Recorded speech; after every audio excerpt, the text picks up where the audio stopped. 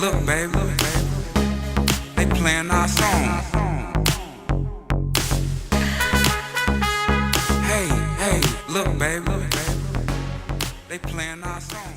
Alright, so let's actually, we're going to try an example of this so I can show you how it is done and actually executed. So our example is going to be integrate f of x comma y comma z equals x squared plus y squared, and we're going to do so over a sphere of radius, I'll just put of radius equals 2, and this is centered at 0, 0, 0. So this is just the origin, right, in 3 dimensions. Okay, so what we have is, it says sphere of radius 2. So that this r here, that doesn't mean like r on the xy plane. This actually just means rho, right? So this will be our rho because this is a spherical radius. So that's going to be rho, and I'll draw a picture so we can see immediately what we're talking about here. So we have z-axis, y-axis, and x-axis. So x, y, and z. So we have a sphere. So I'm going to try my best attempt here to draw a sphere. Okay, this is already turning out bad. Hold on. Let me see. I'll do more of a sketchy sphere. Alright, that didn't turn out too badly. So this is a sphere, and I'll draw like a little circle here. That. And we can draw another one here. So you get the idea. This is a sphere of radius 2. So it means it's going to cross the x-axis at 2, y-axis at 2, z-axis at 2, and etc. And then it goes down that far as well. Okay, so what we have is this whole thing. This is our W. This is our region that we're integrating over. All right, and then this is our f of x, y, z, the function which we are integrating. So let's determine the bounds. So for rho, as I said before, so the spherical radius ranges from what to what? It's just a convention, like a common rule to make the both radius, to make any radius really positive.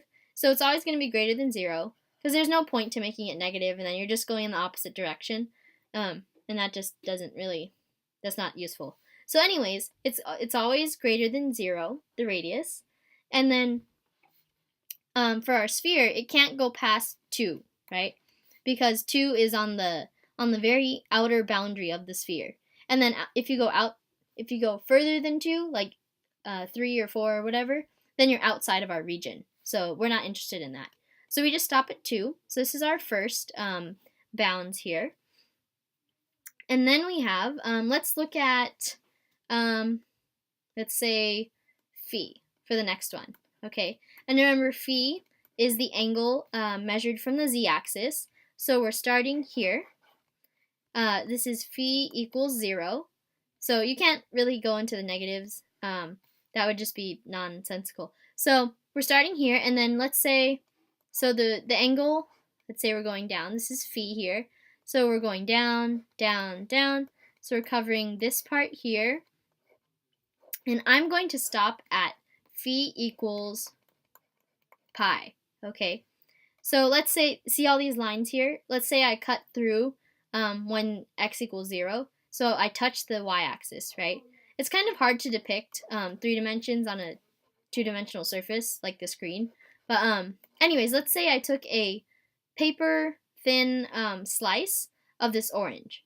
Okay, or anything. I'll just call it an orange because apples don't look really round. So this is an orange, and I just cut a slice down. And so I'm going to stop phi at pi. Okay, we're not going to go all the way around for the following reason. When we look at theta, again, it is just convention, like a common thing, for theta to range from 0 to 2 pi. Okay, and I'll explain to you the relation between these two. So basically, when we have theta, I'll draw another little picture here so we can make it a little bit clearer. Okay, so we have like a circle going around. Okay, please don't judge my artistic abilities. It is much greater or more precise on paper and stuff. Anyways, so we have theta being measured from the x-axis, right? So it's the angle coming out like that, and it exists on the xy plane, so it goes around, okay? So theta is like this thing in here. And let's say theta, as I said, goes from 0 to 2 pi. So that basically means it's making a full circle, right? Because 0 and 2 pi are the same point. So 0 to 2 pi would mean you're sweeping out the whole thing. All right? So basically what that means in relation to these other two things is that when I took this orange slice, this paper thin orange slice, right? When I was just looking at rho and phi, so that's how I got the orange slice. And then what theta is doing, as it goes around the circle in one complete revolution, that means that we're rotating this orange slice here, this one thing, around and back to where it started. Okay, so by doing this, we're basically sweeping out the entire sphere already. Okay, with just these bounds. So phi does not have to go from 0 to 2 pi, like up to the top again, because theta already takes care of that by sweeping all the way around. Okay, so with these we are sweeping out entire sphere. Okay, so yeah, so these bounds, as I said, it covers the entire sphere, and we don't need any more. If phi and theta both went from 0 to 2 pi, then we'd have duplicated volume. Like we'd be going over the same spaces twice, which isn't necessary, and that would give you the wrong answer. Okay, so now that we know these bounds, keep them in a safe place, and we'll continue on to the next part. Okay, so then we have to recall that x equals, and I would recommend practicing, like, if you know x equals in spherical coordinates, what y equals and what z equals, because these are pretty important to know by memory, actually.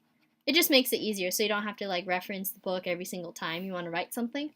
Y equals rho sine theta sine phi, and z equals rho cosine phi. Okay, so again, a refresher, f of x, y, z, they gave us to be x squared plus y squared. All right? And then we had our bounds from the last slide, so we can basically just start setting it up. And then, oh, also one last note is dv equals, remember the factor of rho squared sine phi, and then we have our normal differentials at the end. Okay, so let's set up our integral. We are ready. So we'll start with theta bounds, so 0 to 2 pi, and then I'll write the d theta all the way over here, so we have enough room.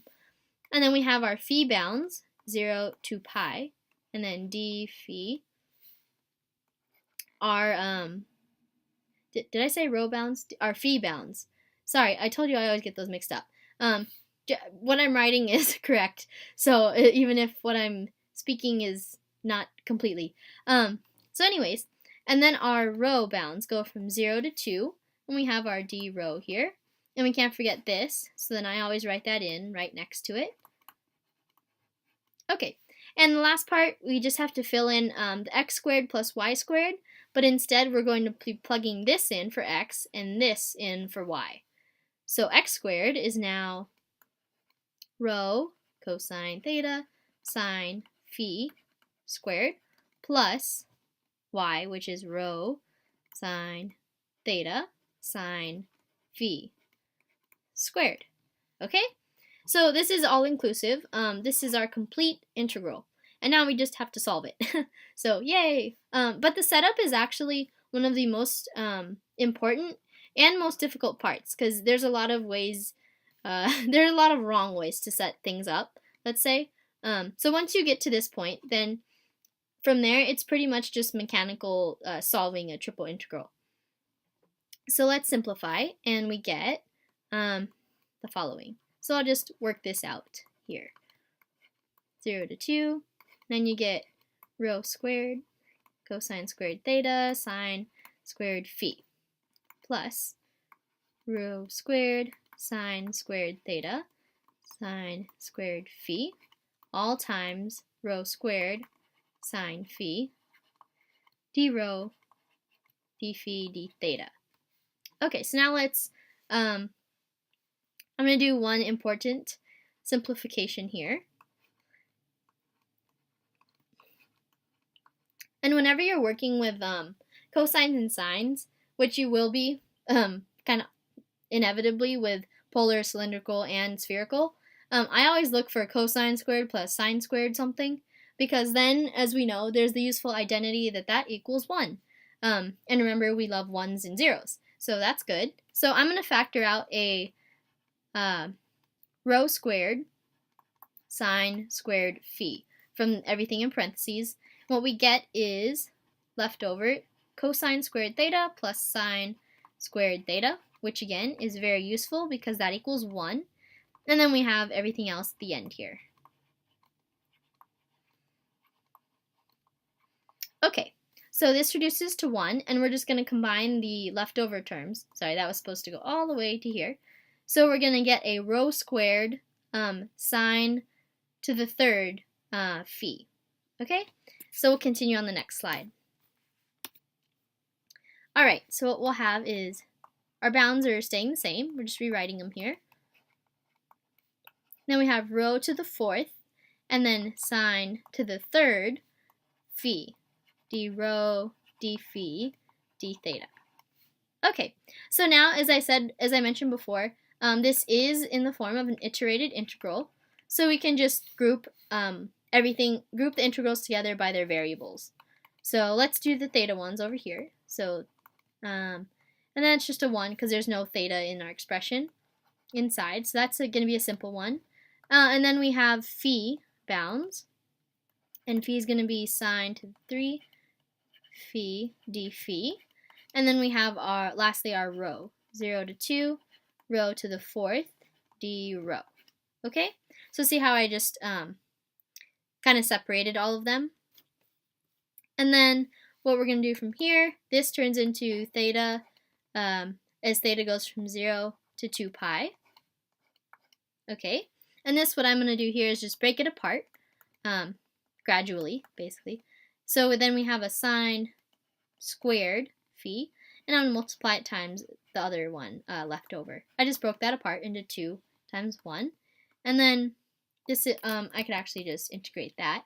So this is going to be a 1 over 5 rho to the fifth, as rho goes from 0 to 2. Okay, and then this sine squared phi, this here, I'm going to turn that into a 1 minus cosine squared phi by trig identities. Okay, so let's do so. And this first thing, that's going to be 2 pi minus 0. This is going to be 0 to pi. And then we have 1 minus cosine squared phi times sine phi d phi. And then we have a 1/5 over here. 1/5 times 2 to the fifth minus 0. And this is going to be a 32 over 5. So 32 over 5 is this whole thing. And then we have a 2 pi over here. So I'm just going to combine those into a 64 pi over 5 in the front. And then what we're left with, I'm just going to distribute this sign in here. And at this point, I'm just manipulating things to solve the integral. We already set it up and stuff, which was the hard part. But now, as I said, this is the more mechanical solving part. Then we have sine phi, cosine squared phi, d. Oh, that's going to be a theta. Okay, hold on. Phi. Alright, so this is what we have. And then I'm going to break this up into 2 just by the minus sign on the next slide.